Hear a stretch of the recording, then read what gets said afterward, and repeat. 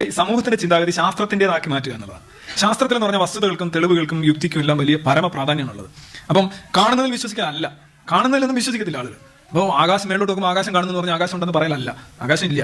ആകാശം ആകാശം എന്നൊക്കെ പറയുന്ന സംഗതി യഥാർത്ഥത്തിൽ അങ്ങനെ ഒരു സംഗതി ഇല്ല, നമുക്കറിയാം. ആകാശമാണ് ഇന്നത്തെ വിഷയം. നമ്മുടെ സ്കൂളുകളിലെ 7ാം ക്ലാസ്സിലെ അടിസ്ഥാന ശാസ്ത്ര പുസ്തകത്തിലെ 8ാം അധ്യായത്തിന്റെ പേര് കേരളത്തിലെ ശാസ്ത്ര പ്രചാരകരെന്ന് സ്വയം വിശേഷിപ്പിക്കുന്നവരുടെ വാക്ക് കേട്ട് ഇനി മാറ്റേണ്ടി വരുമോ? നമ്മുടെ സ്വന്തം ISRO 2015 വിക്ഷേപിച്ച ഇന്ത്യയുടെ ആദ്യത്തെ മൾട്ടി വേവ് ലെങ്ത് മിഷനായ ആസ്ട്രോസാറ്റിന്റെ ഭാഗമായ സ്കാനിംഗ് സ്കൈ മോണിറ്ററിന്റെ പേരിനി മാറ്റേണ്ടി വരുമോ? ബഹിരാകാശ പഠന മേഖലയിലെ അധികായരായ നാസ വ്യോമയാന മേഖലയിലെ ഭാവി സാധ്യതകളെ മുന്നിൽ കണ്ട് അഥവാ 2035 ശേഷമുള്ള വ്യോമയാന സഞ്ചാര മേഖലയെ പുനർനിർണയിക്കാനായി തുടങ്ങിയ പദ്ധതിക്കിട്ട പേര് സ്കൈ ഫോർ ഓൾ എന്നാണ്. ഇനി ആ പേരും മാറ്റേണ്ടി വരുമോ?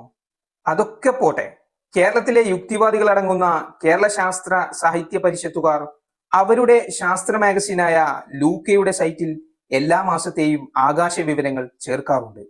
ഇനി അത് എന്ത് പേരിട്ട് ചേർക്കും? എന്താണ് യഥാർത്ഥത്തിൽ ഈ ആകാശം അഥവാ സ്കൈ? ആകാശം എന്ന വാക്കിന്റെ ഭാഷാർത്ഥം ആദ്യം നമുക്കൊന്ന് പരിശോധിച്ചു നോക്കാം. 1918 പുറത്തിറങ്ങിയ മലയാള ഭാഷാ നിഘണ്ടുവായ ശബ്ദധാരാവലി ആകാശത്തിനു നൽകിയ അർത്ഥങ്ങളിലുള്ളത് ഭൂമിക്കും നക്ഷത്രങ്ങൾക്കും ഇടയിലുള്ള ഭാഗം അല്ലെങ്കിൽ ഒഴിഞ്ഞ സ്ഥലം എന്നൊക്കെയാണ്. ഓക്സ്ഫോർഡിന്റെയും കാംബ്രിഡ്ജിന്റെയും എല്ലാം ഡിക്ഷണറികളിൽ സ്കൈ എന്നതിന് കൊടുത്ത അർത്ഥം ഭൂമിയിൽ നിന്ന് മുകളിലോട്ട് നോക്കുമ്പോൾ കാണുന്ന മേഘവും ചന്ദ്രനും സൂര്യനും നക്ഷത്രങ്ങളുമെല്ലാം കാണുന്ന ഇടം എന്നാണ്. അറബി ഭാഷയിലെ അസ്സമ എന്ന പദത്തിനും ഏകദേശം ഇതേ അർത്ഥം തന്നെയാണ് വരുന്നത്. അതായത് മനുഷ്യർ കാലങ്ങളായി നോക്കുമ്പോൾ അവർക്ക് മുകളിലായി കാണുന്ന വാനലോകത്തെ പൊതുവിൽ വിളിക്കുന്ന പേരാണ് ആകാശം എന്നത്.